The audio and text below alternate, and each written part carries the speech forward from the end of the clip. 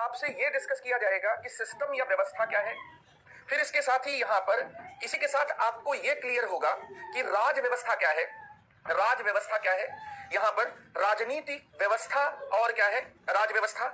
इसके अलावा जो है अथॉरिटी किसको कहते हैं। और जब हम लोग संविधान और राज व्यवस्था पढ़ते हैं तो अथॉरिटी शब्द को समझने के बाद हम बहुत सारी अवधारणाओं को, बहुत सारे तथ्यों को बहुत आसानी से क्या है अपने दिमाग में रख सकेंगे और उन्हें क्या है जोड़ सकेंगे। इसके साथ ही कॉन्स्टिट्यूशन और पॉलिटी में डिफरेंस क्या होता है।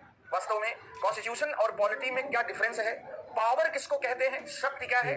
इसके साथ ही सिविल सोसाइटी किसको कहते हैं। और ये मैं 1, 2, 3 लाइनों में बताऊंगा जिससे हम लोग कम से कम 30-32 इस तरह के जो कॉन्सेप्ट्स हैं उन कॉन्सेप्ट को समझ सकें और इससे कुछ टॉपिक आपके डायरेक्टली क्या है तैयार हो जाएंगे। जैसे प्रस्तावना में जितने भारी भरकम शब्द हैं वो शब्द आप पहले से ही उसका क्या है मतलब समझेंगे और प्रस्तावना के भारी भरकम शब्दों के साथ साथ आप प्रस्तावना से जुड़े हुए सभी सवालों को करने की स्थिति में होंगे।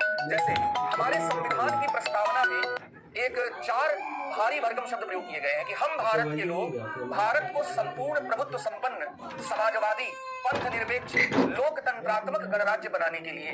तो अब एक विद्यार्थी को यह समझना होगा कि संपूर्ण प्रभुत्व संपन्न क्या क्या मतलब होता है। समाजवादी का की परिभाषा संविधान में नहीं की गई है, लेकिन अगर प्रस्तावना में यह क्या है नोट रखा गया है तो यहां पर क्या है उसका वास्तव में मतलब क्या है। इसी तरह से पंथ निरपेक्ष लोकतंत्रात्मक और गणराज्य ये जो शब्द हैं इन शब्दों का आशय क्या है, इनको क्या है समझेंगे। तो यहां पर मैंने ये शब्द लिया भी है संप्रभुता। संप्रभुता का ही एक पर्यायवाची शब्द भारतीय संविधान की प्रस्तावना में शामिल किया गया है और वह है संपूर्ण प्रभुत्व संपन्न। इसके साथ ही जब आप ये सब पढ़ते हैं तो एक और शब्द आता है कि गणराज्य। तो गणराज्य जो है वह यहाँ पर जो गणराज्य है वह गणराज्य जो है वह शब्द राज्य का ही एक रूप है या राज्य से भिन्न है। यहाँ पर इसको क्या समझना पड़ेगा। तो राज्य की अवधारणा क्या है यहाँ पर इसे समझें। इसके साथ ही गणराज्य या गणतंत्र क्या होता है और गणराज्य शब्द जो प्रस्तावना में प्रयोग किया गया है उसका क्या मतलब होता है वह उसको क्या है समझना है। इसके साथ ही समाजवादी शब्द का क्या आशय होता है। सोशलिस्ट जो शब्द है उस सोशलिस्ट शब्द की परिभाषा संविधान में कहीं नहीं की गई है, तो समाजवादी शब्द से क्या आशय है। और इसके साथ ही सेकुलर शब्द पंथ निरपेक्ष शब्द से क्या आशय है। तो जैसा मैंने कहा कि हम लोग शुरू में थोड़ा धीमी गति से चलेंगे और आपको लगेगा कि ये तो डायरेक्टली क्या है किसी सिलेबस का पार्ट नहीं है, लेकिन 2-3 दिन की पढ़ाई करने के बाद 2-3 दिन की क्लास अटेंड करने के बाद आप ये पाएंगे कि पॉलिटिकल सिस्टम से जुड़े हुए और इसके साथ ही जितने भी मास्टर कॉन्सेप्ट या की कॉन्सेप्ट से जुड़े हुए क्वेश्चंस हैं वे क्वेश्चन बहुत इजीली आप टैकल करने की पोजीशन में होंगे। आप वहां पर बहुत अच्छे तरीके से क्या है उसको टैकल कर पाएंगे। अब मैं पहला यहां पर शब्द ले रहा हूं और वो शब्द है राजनीति।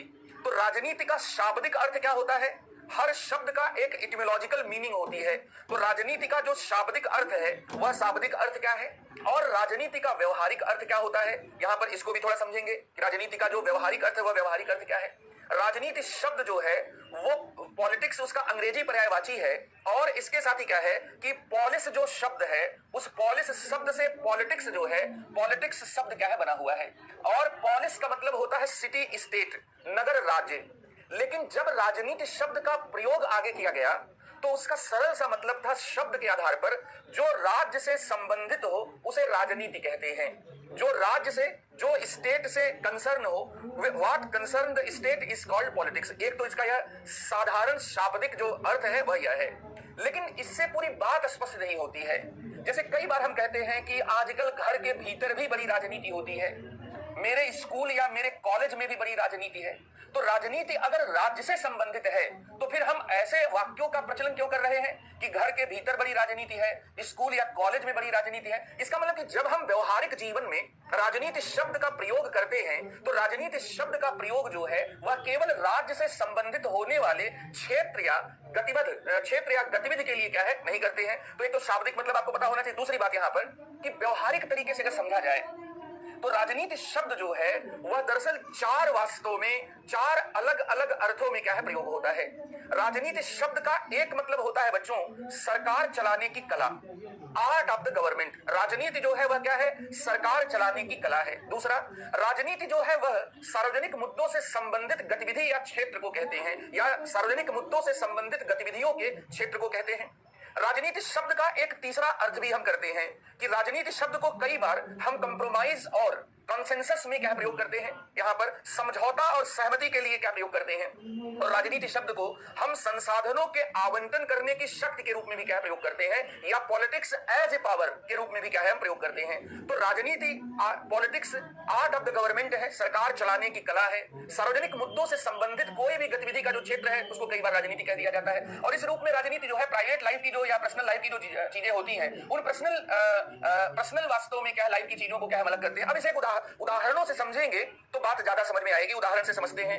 उदाहरण मैंने लिया, अभी हरियाणा में एक जो है चप्पल कांड हुआ था, अखबारों में जो है उसकी चर्चाएं खूब थी, टेलीविजन पर बिल्कुल कांड छाया हुआ था। कांड में घटना यह थी कि टिकटॉक स्टार सोनाली फोगाट जो है, उन्होंने एक स्थानीय निकाय के कर्मचारी को चप्पलों से क्या पीट दिया। मामला बहुत गर्मा गया और उसमें कांग्रेस बीजेपी ये सब क्या है होने लगा। एक और बात है कि आज से जो हमारी यात्रा शुरू होगी उसमें जो है आप ये नहीं समझेंगे कि सर किसी पक्ष विशेष का या किसी राजनीतिक दल का समर्थन या विरोध कर रहे हैं। मुझे कई बातें समझाने के लिए राजनीतिक दलों का उदाहरण लेना होगा, लेकिन यह विश्वास आपको रखना होगा कि मास्टर जो होता है, जो शिक्षक होता है, वो जब शिक्षा देने के लिए उतरता है तो निष्पक्ष होकर क्या है बात करता है। तो यहां पर मैंने उदाहरण लिया कि टिकटॉक स्टार सोनाली फोगाट राजनीति में आई। यहां राजनीति में शब्द किस अर्थ में आया है, यहां पर राजनीति में शब्द जो है वो सरकार से संबंधित क्षेत्र के अर्थ में आया है।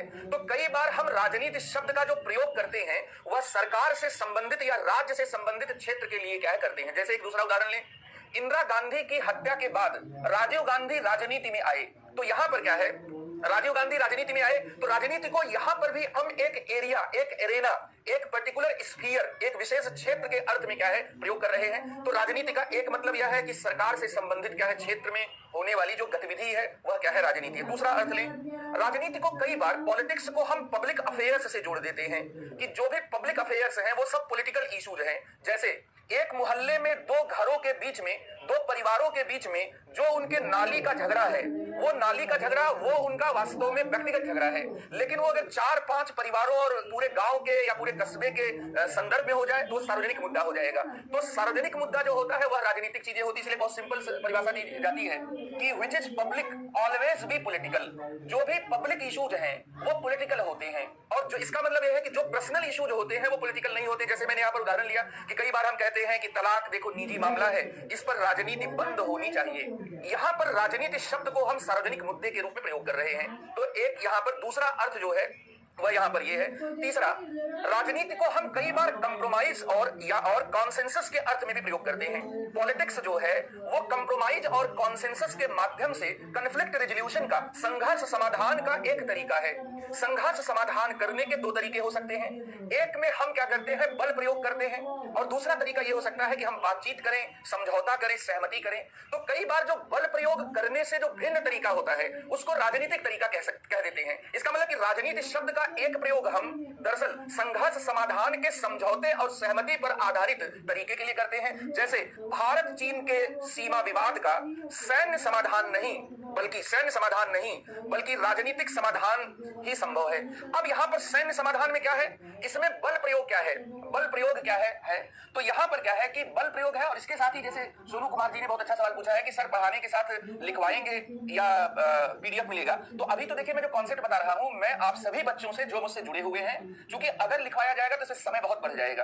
तो हम लोग एक वास्तव में लेक्चर और कुछ जगहों पर पीडीएफ का तरीका क्या अपनाएंगे, लेकिन जहां पर बेसिक कॉन्सेप्ट आपको बताया जाएगा। तो मैंने आपसे पहले ही कहा कि लिसनिंग मोड से आप लिसनिंग मोड में रहें, लेकिन पेपर और पेन भी आपके पास रहे, क्योंकि जो चीजें आपको बताई जा रही हैं उन चीजों में कॉन्सेप्ट्स हैं। तो यहाँ पर जो कॉन्सेप्ट है उस कॉन्सेप्ट के संदर्भ में क्या है कि लिखवाना बहुत क्या है संभव नहीं होगा। आगे जहां पर ऐसी जरूरत होगी वहां पर पीडीएफ के सपोर्ट के द्वारा लेक्चर आपका क्या है ले लिया जाएगा। तो भारत चीन के सीमा विवाद का सैन्य समाधान नहीं बल्कि क्या है राजनीतिक समाधान ही संभव है। इसका मतलब क्या है कि सैन्य समाधान में बल प्रयोग होगा, राजनीतिक जो समाधान है उसमें समझौता और सहमति होगा। जैसे कई बार हम कहते हैं कि सर ऐसा है कि इस मामले का कोई पॉलिटिकल सॉल्यूशन क्या होना चाहिए।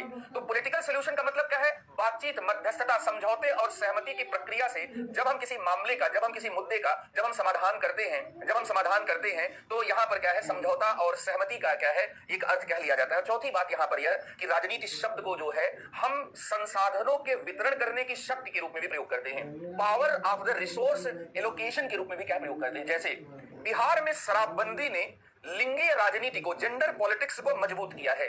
पिछले लोकसभा के चुनाव में अखबारों में यह आया कि बहुत बड़ा वोटिंग टर्नआउट जो कुछ राज्यों में हुआ, उसके पीछे कुछ न कुछ प्रकार की पहले हो चुकी या पहले जो है उठाए गए कदम थे।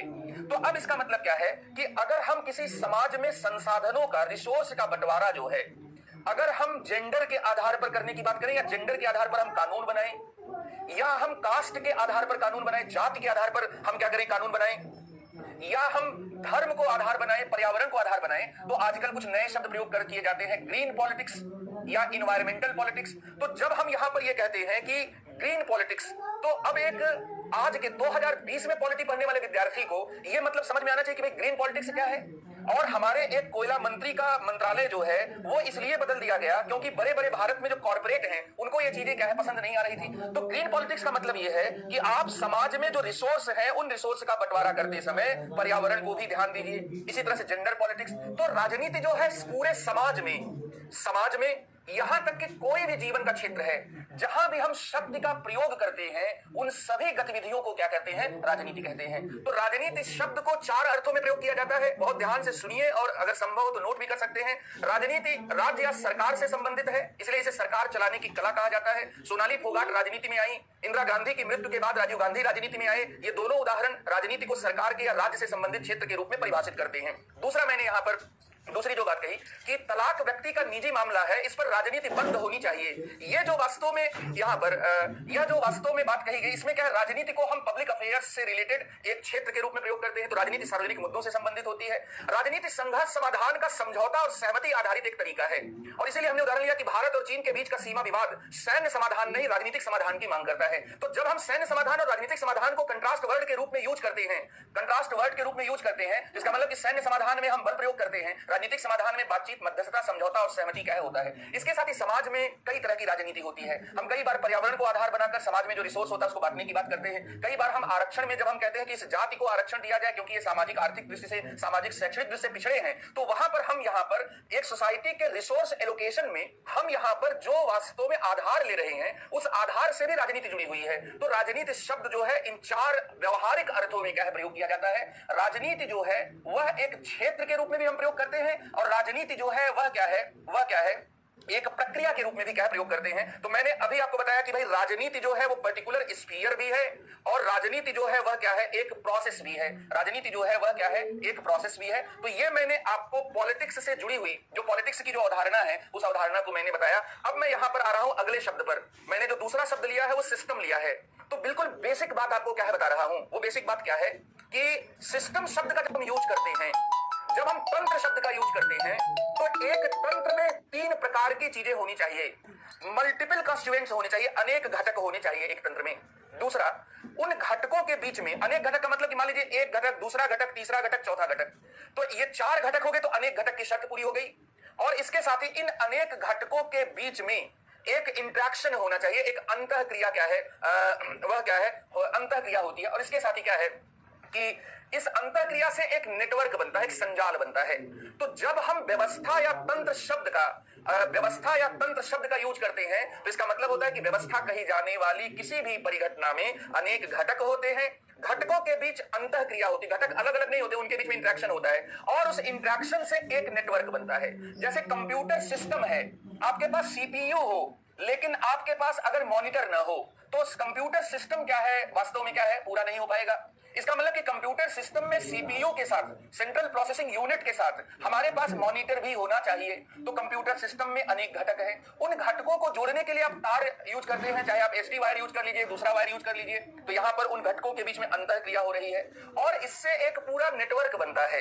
इससे यह क्या है, पूरा क्या है, नेटवर्क बनता है। तो यहां पर क्या है कि वास्तव में जो सिस्टम शब्द है, उस सिस्टम शब्द को इन 3 अर्थों में प्रयोग किया जाता है। जैसे इकोसिस्टम में सिस्टम शब्द आया है, तो आप सभी जानते होंगे कि जल मंडल, स्थल मंडल, वायुमंडल, ये इकोसिस्टम के क्या होते हैं, घटक होते हैं, अनेक घटक हो गए।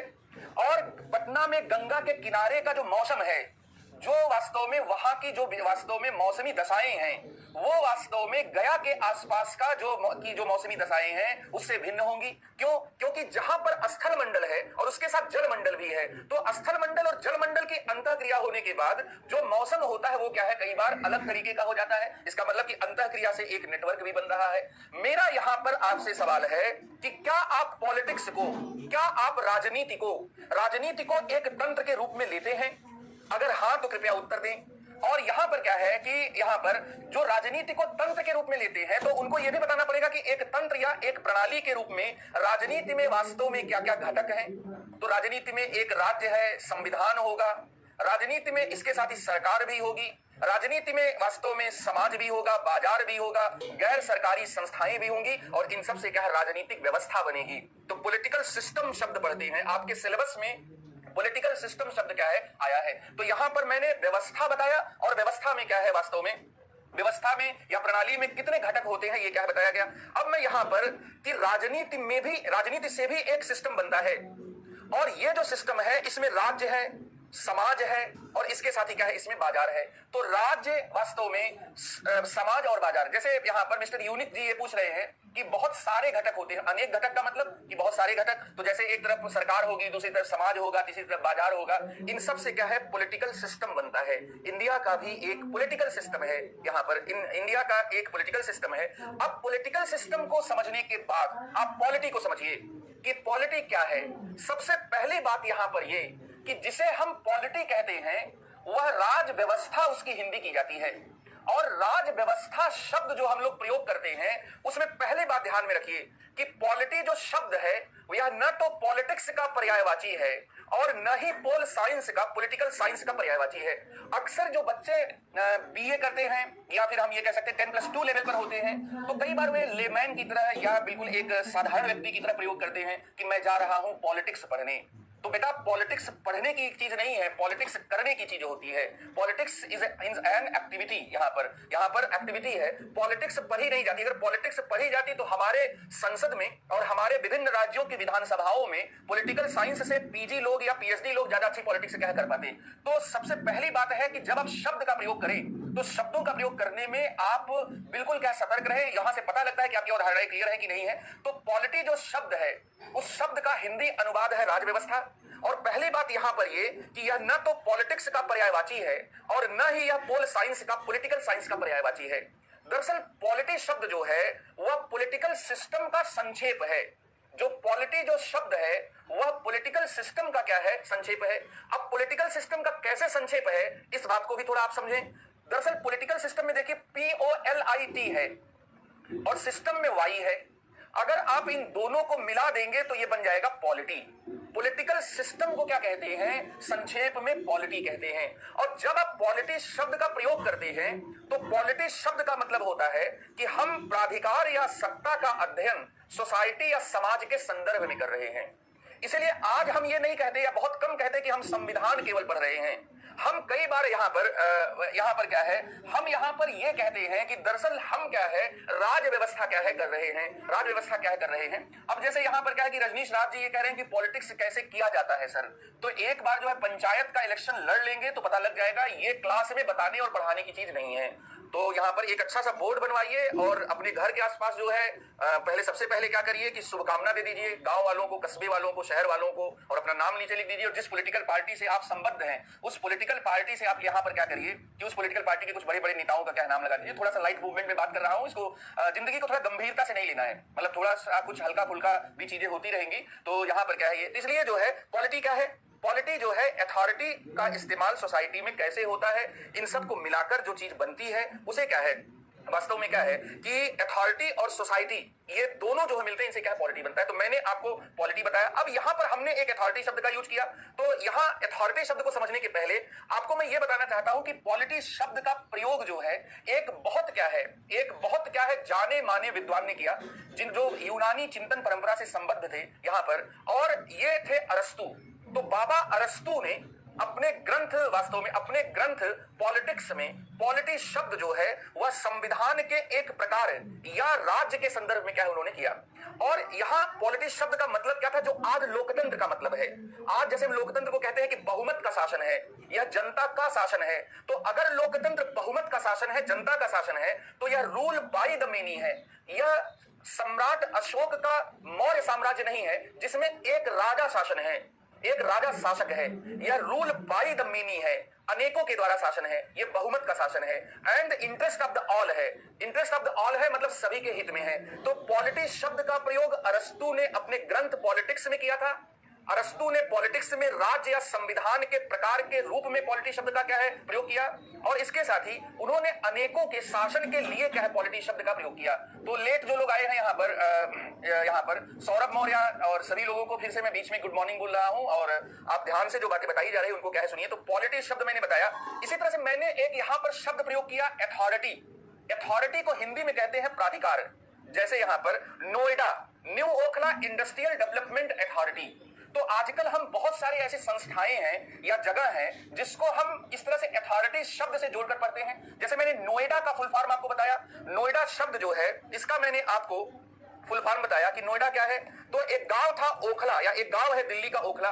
ओखला से नया ओखला बना तो new Okhla, I for industrial development authority. तो अथॉरिटी शब्द ऐसे हम प्रैक्टिकली भी बहुत जगह क्या है यूज करते हैं, new Okhla industrial development authority. इसी तरह से क्या है हम कुछ और भी जगहों पर इस तरह के शब्द क्या यूज करते हैं। अथॉरिटी शब्द अपनी मूल मीनिंग में दरअसल लेजिटिमेट पावर को कहते हैं। जब शक्ति वैध हो जाती है, वैध मतलब नियम या कानून संगत हो जाती है, तो ऐसी शक्ति को प्राधिकार कहते हैं। जब शक्ति वैध हो जाए, नियम या कानून संगत हो जाए, तो ऐसी शक्ति को क्या कहते हैं प्राधिकार कहते हैं। इसे एक उदाहरण से समझिए।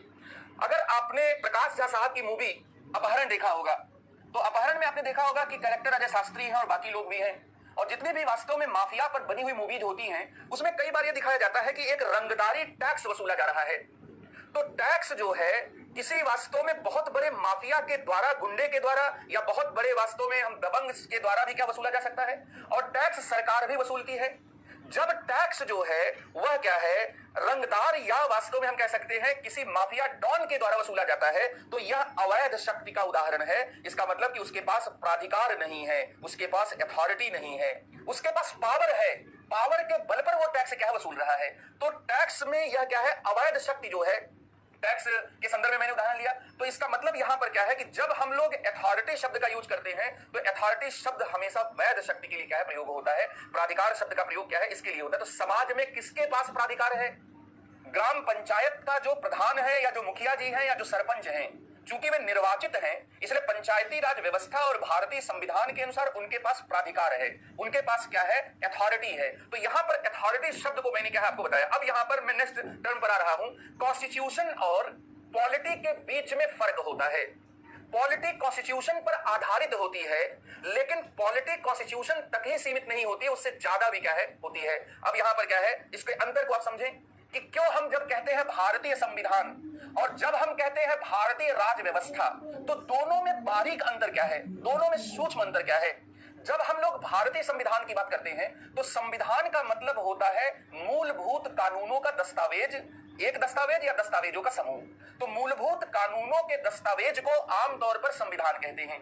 संविधान जो होता है वो राज्य और सरकार के स्वरूप और उसके ढांचे को क्या करता है तय करता है। लेकिन जब हम राज व्यवस्था कहते हैं तो राज व्यवस्था में समाज शब्द का क्या होता है, या राज व्यवस्था में समाज में प्राधिकार या शक्ति का कैसे इस्तेमाल होगा, हम इसको देखते हैं। हम ये देखते हैं कि कोई निर्वाचित जो है वह ग्राम पंचायत अध्यक्ष है, लेकिन वह महिला है और उनके तरफ से सारा जो काम है वो पति देव के द्वारा किया जा रहा है। इसका मतलब यह है कि संविधान में यह बात नहीं कही जाएगी, लेकिन पॉलिटी में इस बात को समझा जाएगा। और इसलिए कई राज्यों ने तो जो महिला निर्वाचित जो सरपंच या प्रधान या मुखिया थे, उनको वास्तव में उनके पतियों को रोकने तक के लिए क्या है कानून तक क्या है बनाए। यहां पर क्या है राज्य और सरकार और समाज, राज व्यवस्था में हम सोसाइटी और अथॉरिटी के संबंधों का अध्ययन करते हैं। राज व्यवस्था एक नेटवर्क है, यहां पर राज व्यवस्था क्या है एक नेटवर्क है, राज्य, बाजार और समाज का। संविधान केवल राज्य और सरकार से क्या है संबंधित है। तो यह है। इसके साथ ही संविधान जो है वो एक कॉन्टेक्स्ट में, आप कहेंगे कि सर हमारे संविधान में तो अमेंडमेंट होता है, संशोधन होता है, लेकिन संशोधन जो होता है वो एक कालक्रम में होता है। ऐसा नहीं होता कि हम रोज क्या संशोधन करते हैं। तो यहां पर क्या है कि अस्थैतिक है, संविधान क्या है, अस्थैतिक है, और राज व्यवस्था जो है वो क्या है, गत्यात्मक है, डायनामिक है। तो एक स्टैटिक है और दूसरा क्या है, डायनामिक है। संविधान दरअसल एक दस्तावेज है मूलभूत कानूनों का, जो राज्य का स्वरूप तय करता है, सरकार की प्रणाली तय करता है, सरकार की संस्थाओं के बीच के संबंध को तय करता है, और इस रूप में वह एक दस्तावेज है। लेकिन जो राज व्यवस्था है वह उस दस्तावेज के आधार पर बना हुआ क्या है, नेटवर्क था। यहां पर बना हुआ क्या है, नेटवर्क था। अब रजनीश राज जी थोड़ा सकारात्मक जो है मनसा से सवाल पूछेंगे तो अच्छा उत्तर दूंगा, और अगर आप ऑफलाइन क्लास में होते तो हम लोग बच्चों का चेहरा देखकर ये पहचान जाते हैं कि खत लिफाफा जो है, कहा जाता है ना कि खत लिफाफा पहचाना जाता है मजमून देखकर। तो लोकतंत्र उस समय नहीं था, लेकिन अरस्तू के पॉलिटिक्स में लोकतंत्र को संविधान के वर्गीकरण में क्या है, प्रयोग किया गया है। आपकी जानकारी के लिए बता दूं, इसलिए जो अपनी जानकारी की जो शीशी है, उस शीशी को जब बड़ा करेंगे तो गलत प्रश्न क्या है, नहीं आएंगे। गलत प्रश्न आप प्रश्न पूछिए, लेकिन यहां पर क्या है कि थोड़ा आपको अपने से पढ़ना भी पड़ेगा। यहां संविधान और राज व्यवस्था शब्द जो है, वह राज व्यवस्था शब्द क्या है, उसका अंतर मैंने आपको बताया। अब मैं अगले टर्म पर आता हूं। मैंने पावर शब्द यूज किया, तो बहुत सिंपल में दो बातें बताता हूं। कुछ करवाने की योग्यता को शक्ति कहते हैं, ability to do something is called power. और पावर के बारे में एक बात समझ लीजिए कि पावर जो है न तो अच्छी होती है न बुरी होती है। पावर का इस्तेमाल उसे अच्छा और बुरा क्या है बनाता है। पावर का जो इस्तेमाल है वह उसे क्या अच्छा और बुरा क्या है बताता है। तो पावर जो है वो क्या है, वैल्यू न्यूट्रल है। पावर क्या है, वैल्यू न्यूट्रल है।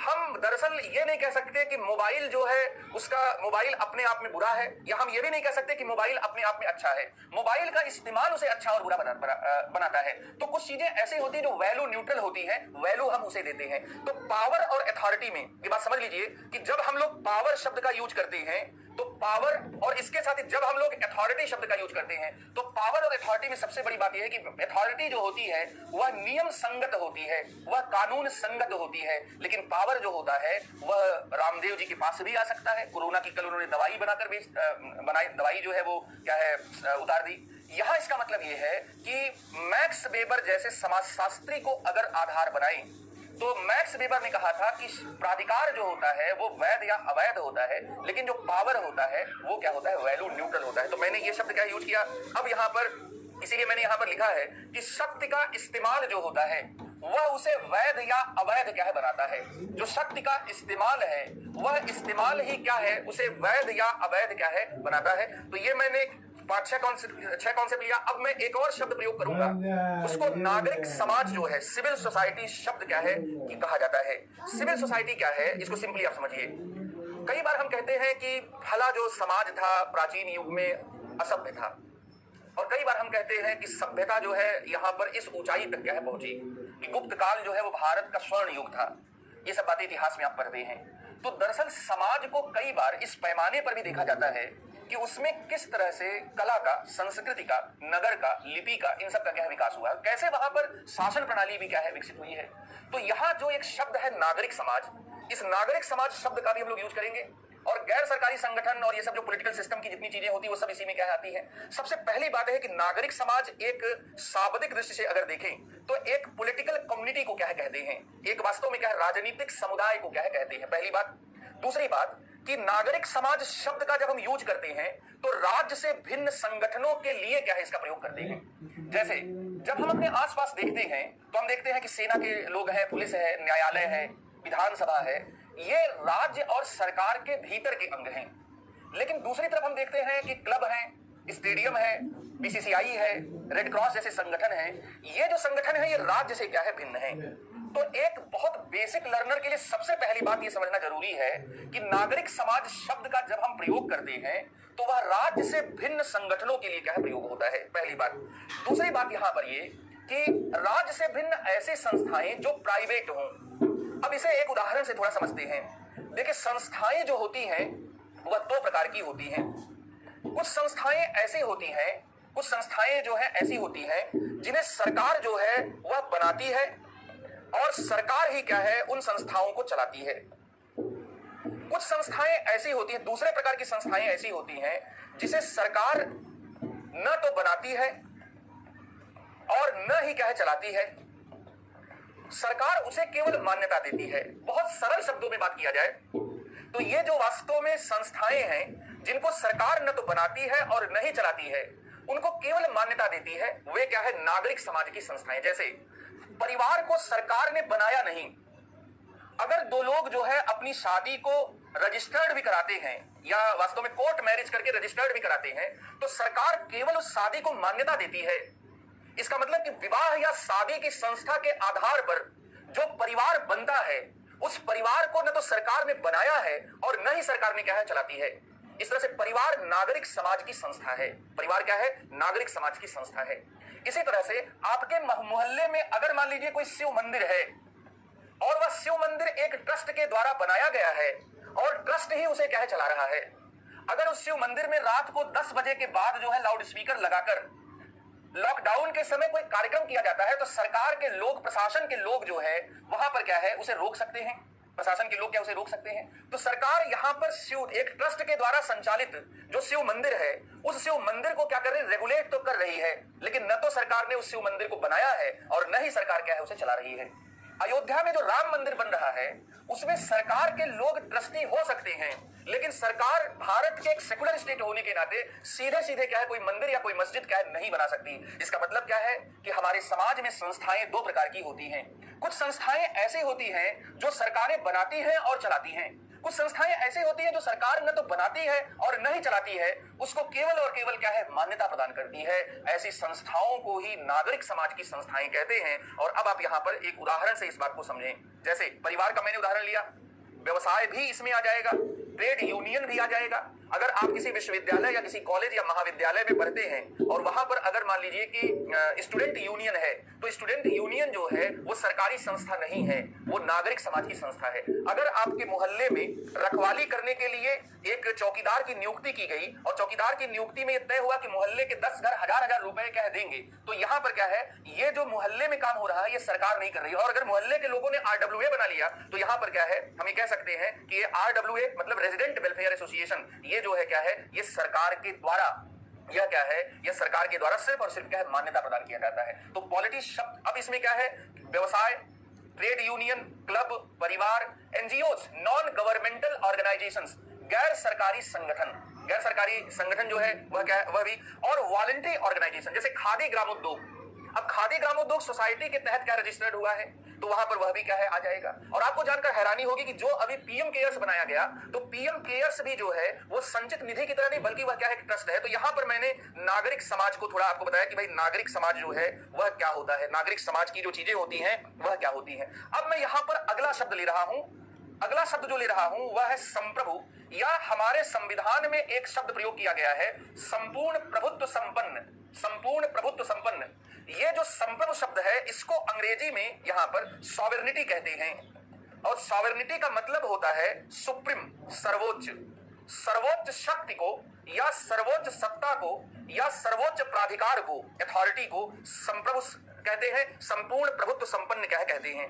तो संप्रभु या संपूर्ण प्रभुत्व संपन्न शब्द क्या है, यह क्या आया, इसका मतलब क्या होता है, सर्वोच्च शक्ति या सर्वोच्च सत्ता या सर्वोच्च क्या है प्राधिकार।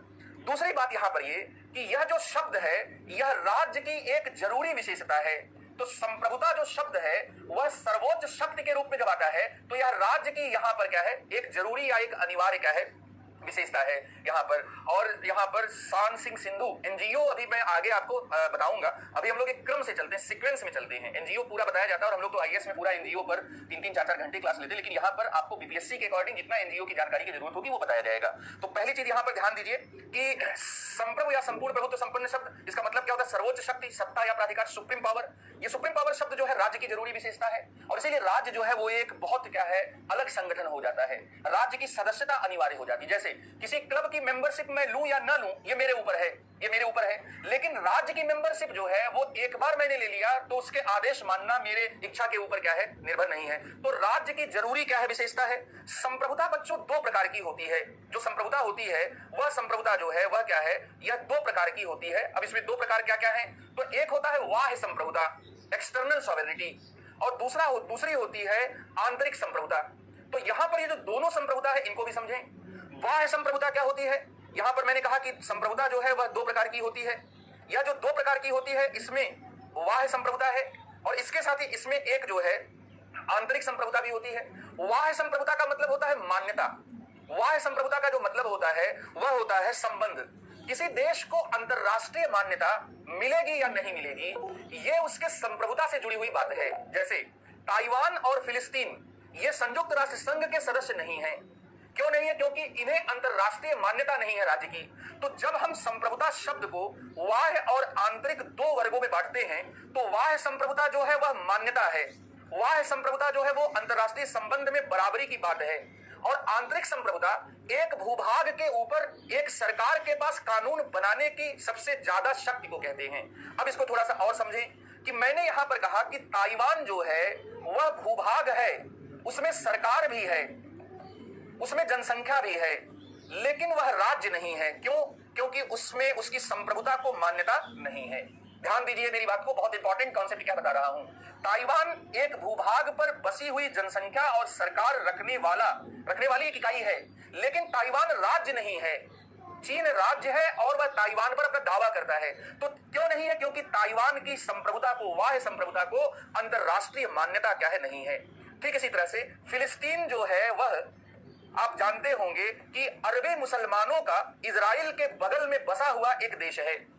फिलिस्तीन के लोग जो है वो राज्य होने का दावा कई सालों से कर रहे हैं, लेकिन अंतरराष्ट्रीय मान्यता नहीं होने से फिलिस्तीन में जनसंख्या है, फिलिस्तीन में भूभाग है और फिलिस्तीन में सरकार भी है, लेकिन एक चौथी बात नहीं है, संप्रभुता नहीं है। इसलिए फिलिस्तीन क्या है? राज्य क्या है? नहीं है। यहां पर फिलिस्तीन जो है वह क्या है? राज्य क्या है? नहीं है। यहां इसका मतलब क्या हुआ कि अरबी मुसलमान जो फिलिस्तीन में रहते हैं उनके वास्तव में उनके पास सभी क्या विशेषताएं हैं, लेकिन यहां पर क्या है?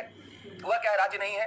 तो यह संप्रभुता का बाहरी मतलब है। इसका मतलब क्या है कि जब हम सॉवरेनिटी शब्द का यूज करते हैं तो सबसे पहली बात यह कि यह सर्वोच्च शक्ति के लिए है। दूसरी बात यहां पर यह है कि यह राज्य की अनिवार्य विशेषता है। तीसरी बात है कि संप्रभुता में जो बाह्य संप्रभुता होती है, बाह्य संप्रभुता जो है वह अंतरराष्ट्रीय मान्यता को बताती है, और अंतरराष्ट्रीय मान्यता बराबरी को स्थापित कर देती है। इसीलिए एक राज्य स्टेट 1 स्टेट 2 से बराबरी का संबंध जब मानता है तभी क्या वो समझौता क्या है कर सकता है। फिर इसी तरह से आंतरिक संप्रभुता भी होती है कि भारत में दिल्ली में स्थित केंद्र सरकार पूरे 130 करोड़ भारतीयों पर कानून बनाने की सर्वोच्च शक्ति रखती है।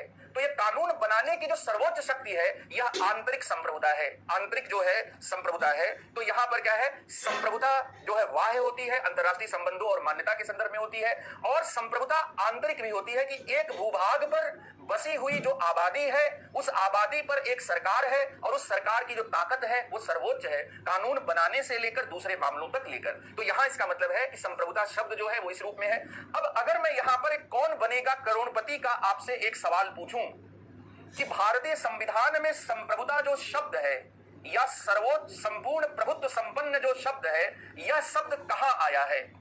ऑप्शन ए प्रस्तावना या उद्देशिका में, ऑप्शन बी मूल अधिकार में, ऑप्शन सी नीति निदेशक तत्वों में, ऑप्शन डी मूल कर्तव्य में। कृपया इसका उत्तर दें। कृपया यहां पर क्या है इसका उत्तर दें कि संपूर्ण प्रभुत्व संपन्न जो शब्द है यह शब्द भारतीय संविधान में कहां आया है?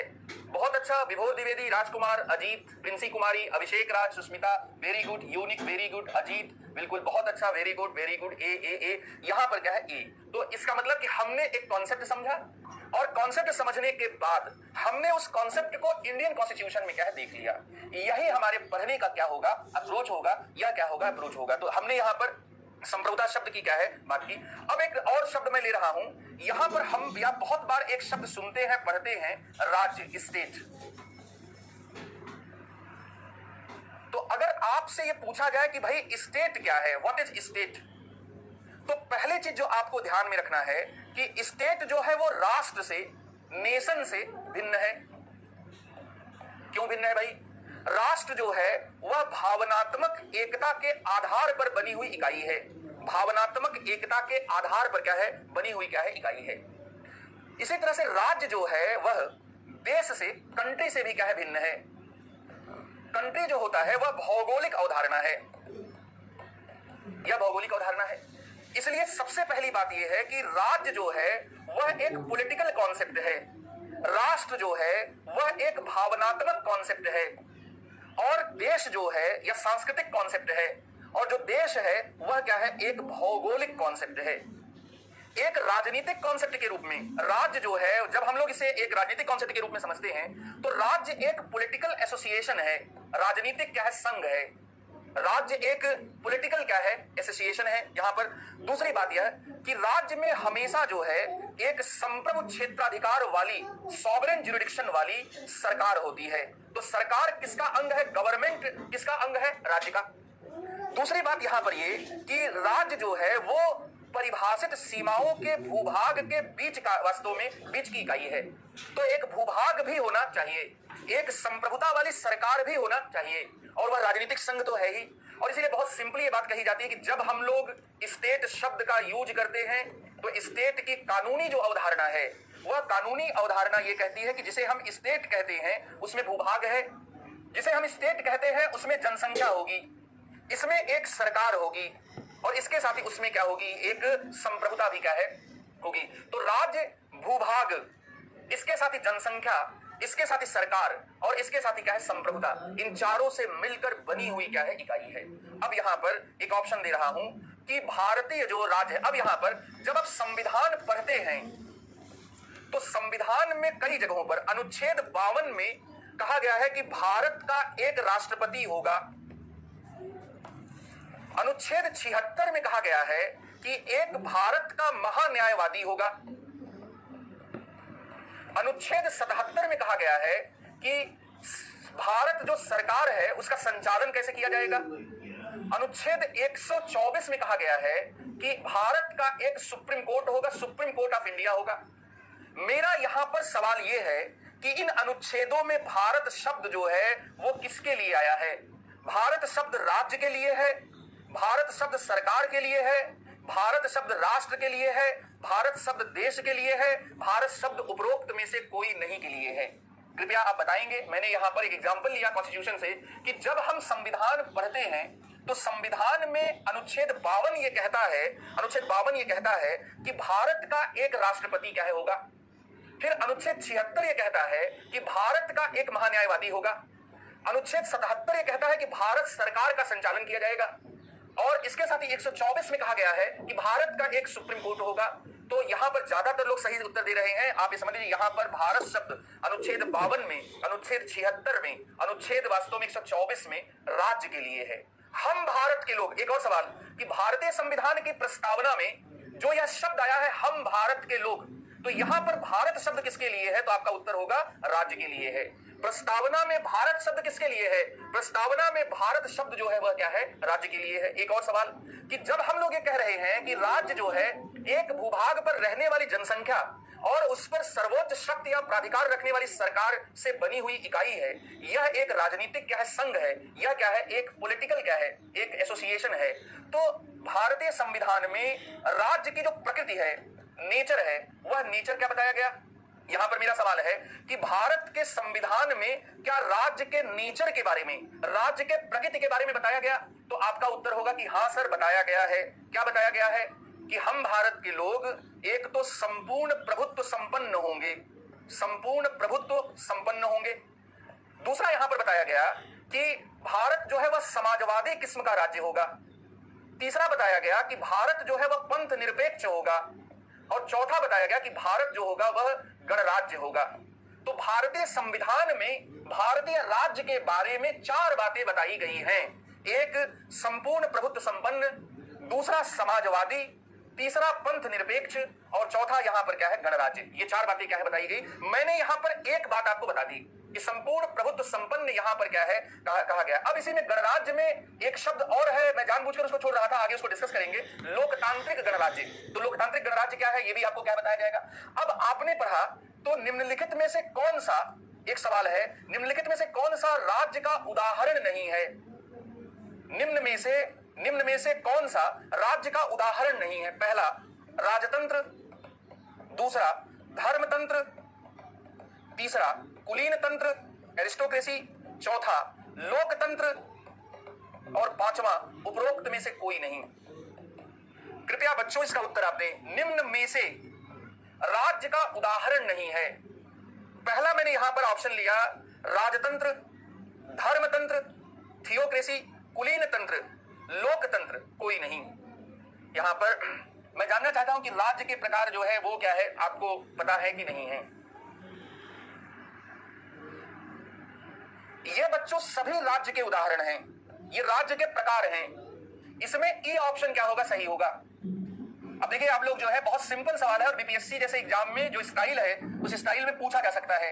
आप में से बहुत कम लोगों का उत्तर ई आ रहा है। ये सभी जो है स्टेट के प्रकार हैं। लोकतंत्र भी राज्य का क्या है, एक प्रकार है। तो इसलिए यहां पर क्या है, ई सही होगा। ये क्या है, ट्रू है। ये सभी क्या है, राज्य के क्या है, प्रकार है। ये सभी क्या है, राज्य के प्रकार है। तो राज्य का उदाहरण नहीं, ये सब क्या है, राज्य के उदाहरण है। तो यहां पर ये बात आपको समझाई गई। फिर इसके साथ एक लास्ट बात से क्लास को कंक्लूड करता हूं। एक शब्द हम लोग यूज करते हैं, उस शब्द का नाम है गणराज्य।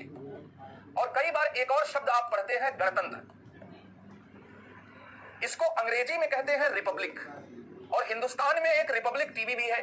और रिपब्लिक टीवी के जो वास्तव में पत्रकार हैं, आजकल मुंबई में कुछ दिनों पहले बहुत चर्चा में थे।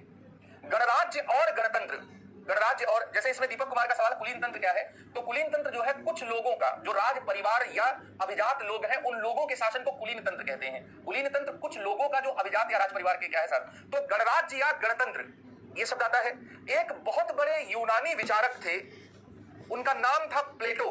तो यूनानी विचारक प्लेटो की पुस्तक का भी नाम है। लेकिन अगर हम लोग पॉलिटी के संदर्भ में देखें तो गणराज्य जो है वो राज्य का एक प्रकार है। और जब हम लोग राज्य के प्रकार की बात करते हैं, राज्य के प्रकार की जब हम बात करते हैं कि गणराज्य जो है या गणतंत्र जो है वह राज्य का प्रकार है, तो यहां पर हमें समझना होगा कि एक राज्य के भीतर दो तरह के प्रमुख होते हैं। एक होता है हेड ऑफ द स्टेट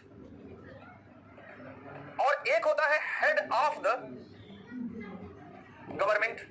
एक होता है राज्य का प्रमुख और एक होता है सरकार का प्रमुख। जैसे भारत में राष्ट्रपति जो है वो राज्य का प्रमुख है और प्रधानमंत्री जो है वो क्या है, सरकार का प्रमुख है। Narendra Modi ji head of the government हैं और हमारे जो राष्ट्रपति महोदय हैं वो हेड ऑफ द स्टेट हैं। मेरी बात बहुत ध्यान से सुनिए। जब head of the state, head of the state या राज्य का प्रमुख वंशानुगत न हो, मतलब राजा रानी न हो, वंशानुगत न हो, निर्वाचित हो, तो ऐसे राज्य को गणराज्य कहते हैं। जहां पर राज्य का प्रमुख जो है वह वंशानुगत न हो, वंश परंपरा से न आया हो, जहां पर राज्य का प्रमुख जो है वह निर्वाचित हो, ऐसे वास्तव में राज्य को गणराज्य कहते हैं। कई बार आप देखेंगे कि कुछ देशों में प्रधानमंत्री तो निर्वाचित हैं, लेकिन जो वहां के प्रमुख हैं राज्य के, जैसे ब्रिटेन, वे क्या है, वहां महारानी है, वे निर्वाचित नहीं, वो वंश परंपरा से आई है। तो ब्रिटेन गणराज्य या गणतंत्र नहीं है। भारत और अमेरिका जो है वो गणराज्य या गणतंत्र है। इस तरह से मैंने गणराज्य या गणतंत्र क्या बताया, मैंने यहां सबसे पहले राजनीति बताया, राजनीति के 4 अर्थ बताए मैंने। फिर मैंने व्यवस्था बताई, व्यवस्था की 3 विशेषताएं बताई। फिर मैंने राजनीतिक व्यवस्था बताई और उसका राजनीति विज्ञान से, राजनीति से इन सबसे अंतर बताया। फिर मैंने प्राधिकार बताया, फिर मैंने शक्ति बताई। प्राधिकार और शक्ति के अलावा जो है मैंने नागरिक समाज आपको बताया, संप्रभुता आपको बताई, राज्य आपको बताया। कुछ मैंने आर्टिकल्स लिए और इसके साथ ही मैंने गणतंत्र या गणराज्य को क्या है कहेंगे। रूस के राष्ट्रपति रूस के राष्ट्रपति ही होंगे, रूस के राष्ट्रपति रूस के राष्ट्रपति ही होंगे। यहां पर क्या है, क्योंकि वो वंश परंपरा से नहीं है, वो भी क्या है, निर्वाचित है। तो यहां यह है, राज्यों के समूह को देश कहना ठीक नहीं है। देश वह भूगोल है, देश वह भौगोलिक स्थान है जिसमें एक राजनीतिक संघ होता है, जिसे क्या है, राज्य क्या है कहते हैं। फिर इसके साथ ही वंशानुगत होगा, तो वंशानुगत होगा तो वह राजतंत्र हो जाएगा। यहां पर जैसे कई ऐसे देश हैं जहां पर जो प्रमुख हैं वे वंशानुगत हैं, तो जब प्रमुख वंशानुगत होगा तो यह राजतंत्र होगा। राज्य के प्रमुख तो वंशानुगत हैं, लेकिन सरकार के जो प्रमुख हैं वे क्या है, चुने हुए हैं, निर्वाचित हैं। जैसे ब्रिटेन, तो ब्रिटेन लोकतंत्र है लेकिन वह गणराज्य क्या है, नहीं है, वह गणतंत्र नहीं है। तो ये क्या है, यहाँ पर अवधारणा है। तो आज इतना ही रखते हैं, कल का समय भी 11 बजे ही रहेगा। और अभी जो बेसिक की क्लास है वो आपकी यूट्यूब पर ही 1-2 दिन जो इसमें बचे हुए टॉपिक्स हैं उनको लेंगे। और अभी आपको बिल्कुल परेशान नहीं होना है। कोई चीज अगर नहीं समझ में आती आप बिल्कुल पूछिए। और इसके साथ ही सबसे महत्वपूर्ण बात है कि जैसे साइकिल चलाने में थोड़ा जब आप सीखते हैं तो थोड़ा शुरू में गिरते हैं, तो उसी तरह से आपका एक बार कॉन्सेप्ट क्या बन जाएगा, तो आपको आगे क्या कोई दिक्कत नहीं होगी। आप में से कुछ लोगों के संदर्भ में क्या है, ये हो सकता है कि उनको कुछ चीजें थोड़ा हाई लेवल की लगी हो, लेकिन उनको जब भी आप कहेंगे मैं दोहरा दूंगा तो चीजें आपको बिल्कुल अच्छे से समझ में आ जाएगी। उनको क्या है, आप क्या है करें। और इसका अभी पीडीएफ जो है ऐसे कॉन्सेप्ट्स पर नहीं दिया जाएगा, जहां पर दूसरी चीजें हैं, जहां पर क्लास को समराइज करना है वहां पर आपको दिया जाएगा। तो बहुत बहुत धन्यवाद, बहुत अच्छा। फिर कल आप लोगों से मुलाकात होगी।